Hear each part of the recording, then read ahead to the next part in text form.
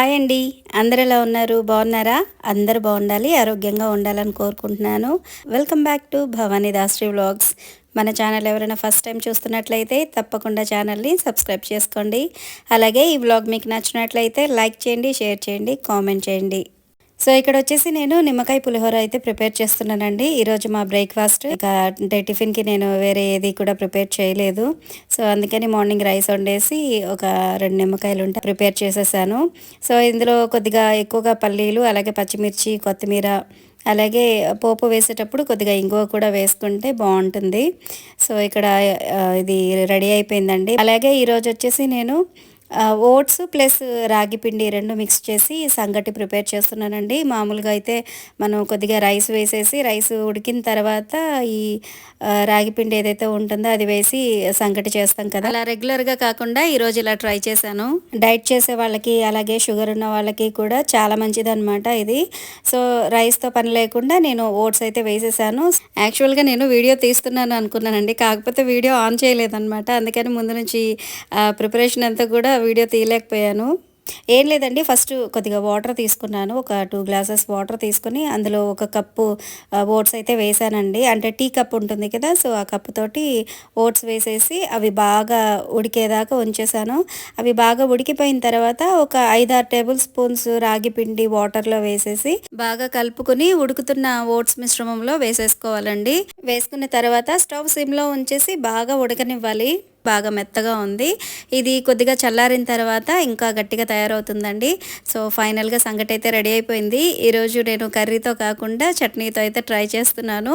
బాగుందండి. పచ్చడిలో ఎప్పుడు కూడా సంగటి తినలేదు, కాకపోతే ఈరోజు ట్రై చేశాను అనమాట. సో ఈరోజు వచ్చేసి నేను వంకాయ, టమాటా, పచ్చిమిర్చి పచ్చడి అయితే చేశాను. అలాగే బెండకాయ కర్రీ కూడా చేశాను, కానీ నేనైతే చట్నీతో ట్రై చేస్తున్నాను. టేస్ట్ అయితే చాలా బాగుంది. ఈసారి మీరు కూడా రైస్కి బదులుగా ఓట్స్ వేసి ఒకసారి అయితే ఈ రాగి సంగటి ట్రై చేయండి. సో ఇక్కడ వచ్చేసి నేను ఇన్విజిబుల్ పైపింగ్ ఎలా వేయాలి అనేది చూపిస్తున్నానండి. మామూలుగా ఇన్విజిబుల్ పైపింగ్ ఎలా వేస్తారు అనేది చాలామందికి తెలుసు. కాకపోతే ఇక్కడ నేను హెమ్మింగ్ చేసే విధంగా ఇన్విజిబుల్ పైపింగ్ అయితే వేస్తున్నానండి. ఇలా ఎందుకు చేస్తున్నాను అని అంటే, మనకి మెయిన్ ఫ్యాబ్రిక్ అంటే ఇప్పుడు శారీలో బ్లౌజ్ పీస్ వస్తుంది కదా, సో ఆ బ్లౌజ్ పీస్ కొన్నిసార్లు బాగా పలుచగా ఉంటుంది, ట్రాన్స్పరెంట్గా. సో అదేంటంటే ఇన్విజిబుల్ పైపింగ్ లైనింగ్కి జాయిన్ చేసిన తర్వాత మెయిన్ ఫ్యాబ్రిక్ మీద వేసేసి స్టిచ్ చేసి దాన్ని రివర్స్ చేస్తే ఏంటంటే లోపల ఉన్న ఈ ఇన్విజిబుల్ పైపింగ్ క్లాత్ కలర్ అంతా కూడా కనిపిస్తూ ఉంటుందన్నమాట. చూడ్డానికి అస్సలు బాగోదు. సో అందుకని ఈరోజు నేను ఇన్విజిబుల్ పైపింగ్ అనేది వేరే క్లాత్, అంటే ఇప్పుడు మనకి క్రాస్ పీస్ తీసుకుంటాం కదా హెమ్మింగ్ అంటే నెక్ పీస్కి వాటికి వేయడానికి, సో దానికి ముందు ఈ పైపింగ్ ఏదైతే నేను స్టిచ్ చేసి పక్కన పెట్టుకున్నానో సో అది దానికి యాడ్ చేసేసి తర్వాత బ్లౌజ్ పీస్కి నేను జాయిన్ చేస్తాను అనమాట. మామూలుగా అయితే ఇది ఎలా స్టిచ్ చేయాలంటే లైనింగ్ అలాగే మెయిన్ ఫ్యాబ్రిక్ ఈ రెండు కూడా ముందు జాయిన్ చేసేసి పక్కన పెట్టేసుకొని ఎడ్జెస్ అంటే ఎక్స్ట్రా క్లాత్ ఏదైతే ఉందో అది కట్ చేసి పక్కన పెట్టేసుకోవాలండి. తర్వాత మనం నెక్కు వేయడానికి క్రాస్ పీస్ అవి కట్ చేసుకుంటాం కదా, సో దానికి ముందుగా రెడీ చేసి ఉంచుకున్న పైపింగ్ క్లాత్ని జాయిన్ చేసేసుకోవాలి. సో అలా జాయిన్ చేసుకున్న తర్వాత ఇప్పుడు మీరు చూస్తున్నారు కదా, ఇది వచ్చేసి నేను నడుంకి వేస్తున్నానండి. నడుం పట్టి వేస్తాం కదా, సో అదనమాట. సో ఇక్కడైతే నేను ఏదైతే ఎక్స్ట్రా క్లాత్ ఉందో ఆ ఎక్స్ట్రా క్లాత్ అంతా కూడా ముందు కట్ చేసేసుకుంటున్నాను. సో కట్ చేసేసుకున్న తర్వాత నడుం పట్టీకి వేసేటప్పుడు ఎప్పుడైనా సరే క్రాస్ పీస్ అయితే తీసుకోకూడదండి, స్ట్రైట్గా ఉన్న క్లాత్ అయితే తీసుకోవాలి. అలా తీసుకుంటేనే అది స్టిఫ్గా ఉంటుంది.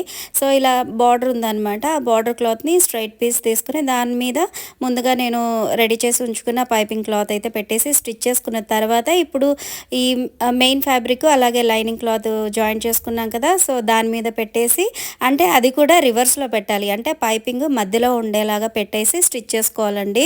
సో ఇక్కడ మీరు చూస్తున్నారు కదా, మీకు అర్థమవుతుందని అనుకుంటున్నాను.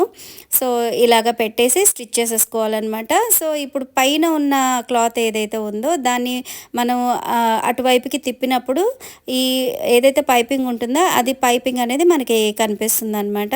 సో ఇక్కడ చూడండి, సో ఇలా అనమాట. సో ఇలా వేసుకున్న తర్వాత ఇంకొంచెం అంటే అక్కడక్కడ ఏదైనా లూజ్ ఉంటుందేమో అని డౌట్ వస్తే గనక మళ్ళీ ఇంకొక స్టిచ్ అయితే వేసేసుకోవాలి. సో ఇక్కడ నేను డబుల్ స్టిచ్ అయితే వేస్తున్నానండి. ఇన్విజిబుల్ పైపింగ్ వేసినప్పుడు ఎప్పుడైనా సరే అది చాలా స్టిఫ్గా ఉండి అది అంటే స్టిఫ్గా ఉంటేనే చూడడానికి బాగుంటుందన్నమాట. అక్కడక్కడ లూజ్గా అలాగా కనిపిస్తూ ఉంటే అస్సలు బాగోదన్నమాట. సో అందుకని కుట్టు అనేది పైపింగ్కి చాలా దగ్గరగా వేసుకోవాలండి. చాలా జాగ్రత్తగా దగ్గరగా వేసుకోవాలి. ఇక్కడ నేను ఫాస్ట్ ఫార్వర్డ్లో పెట్టేశానండి, అందుకే నేను ఫాస్ట్గా స్టిచ్ చేస్తున్నట్టు మీకు అనిపిస్తుందేమో. సో అలాగా నేను నడుము పట్టీకి అయితే ఇన్విజిబుల్ పైపింగ్ అయితే వేసేసానండి. సో ఏదైతే క్లాత్ మనం అది స్టిఫ్గా ఉండడానికి స్ట్రైట్గా ఒక క్లాత్ అయితే ఉందో దాన్ని వెనక్కి ఫోల్డ్ చేసేసి దాన్ని మామూలుగా మనం అన్ని బ్లౌజులకి ఎలాగైతే హెమ్మింగ్ చేసుకుంటామో సేమ్ అలాగే హెమ్మింగ్ చేసేసుకోవాలి. తర్వాత ఇది వచ్చేసి లైనింగ్లో క్రాస్ పీస్ తీసుకున్నానండి. సో చిన్న చిన్న ముక్కలన్నిటిని కూడా ముందైతే జాయింట్ చేసేసుకుంటున్నాను. సో ఇలా జాయింట్ చేసుకున్న తర్వాత ఎక్స్ట్రా క్లాత్ అంతా కూడా తీసేసేయాలి. సో నీట్గా కట్ చేసేసుకున్న తర్వాత మనం ముందుగా రెడీ చేసి ఉంచుకున్న క్రాస్ పీస్ ఉంది కదండి, సో దాని మీద పెట్టేసి స్టిచ్ చేసేసుకోవాలి. ఇలా స్టిచ్ చేసేటప్పుడు క్లాత్ని లాగినట్టుగా పట్టుకోకూడదండి, ఎందుకంటే క్రాస్ పీస్ కదా ఎక్కువగా సాగిపోతుంది. ఫ్రీ హ్యాండ్ మూమెంట్ తోటి మంచిగా స్టిచ్ చేసేసుకోవాలి. తర్వాత ఎక్స్ట్రాగా ఉన్న లైనింగ్ క్లాత్ అంతా కూడా నీట్గా కట్ చేసేసుకోవాలి. సో ఇలా కట్ చేసుకున్న తర్వాత ముందు మనం మెయిన్ ఫ్యాబ్రిక్ అలాగే లైనింగ్ ఈ రెండు జాయింట్ చేసి పక్కన పెట్టుకున్నాం కదా బ్లౌజ్ పీసెస్ అన్నీ కూడాను. సో దాని మీద పెట్టేసి స్టిచ్ చేసేసుకోవాలి. సో నేను అంటే బ్యాక్ పార్ట్కి నడుముకి వేసేటప్పుడు ఎలాగైతే వేసానో సేమ్ అలాగేనండి. కాకపోతే ఇది మనం నెక్కు వేస్తున్నాం కాబట్టి ఫ్రీ హ్యాండ్ మూమెంట్ తోటి నీట్గా అది అంటే జస్ట్ లూజ్గా వదిలేసినట్టుగా స్టిచ్ చేసుకోవాలన్నమాట. గట్టిగా లాగినట్టుగా వేసుకున్నామంటే నెక్ షేప్ అవుట్ అయిపోతుంది.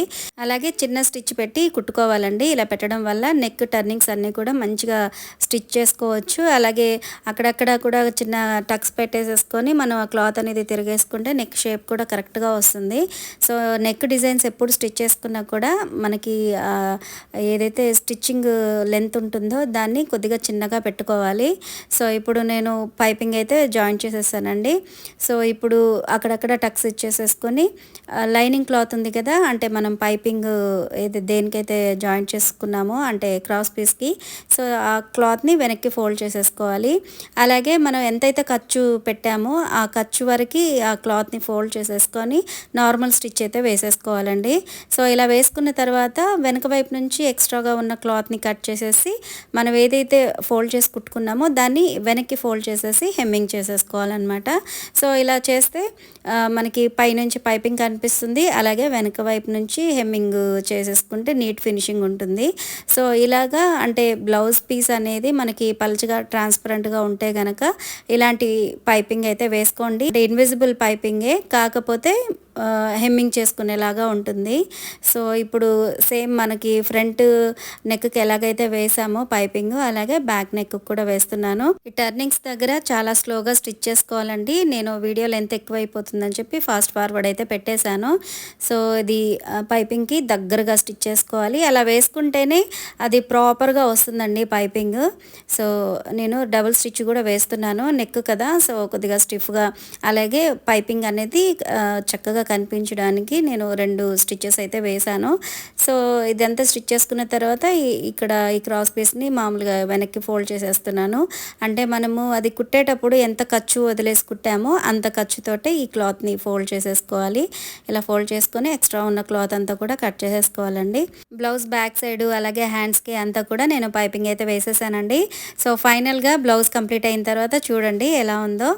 ఇది కాంట్రాస్ట్ కలర్లో పైపింగ్ థ్రెడ్ అనేది వేసాం కాబట్టి చూడడానికి చాలా చాలా బాగుంటుంది అనమాట. సో ఇక్కడ ఇటువైపు చూడండి, లోపలికి ఫోల్డ్ చేసి నేను ఏదైతే స్టిచ్ చేశానో క్రాస్ పీస్ని దాన్ని అంతా కూడా హెమ్మింగ్ చేసేసాను.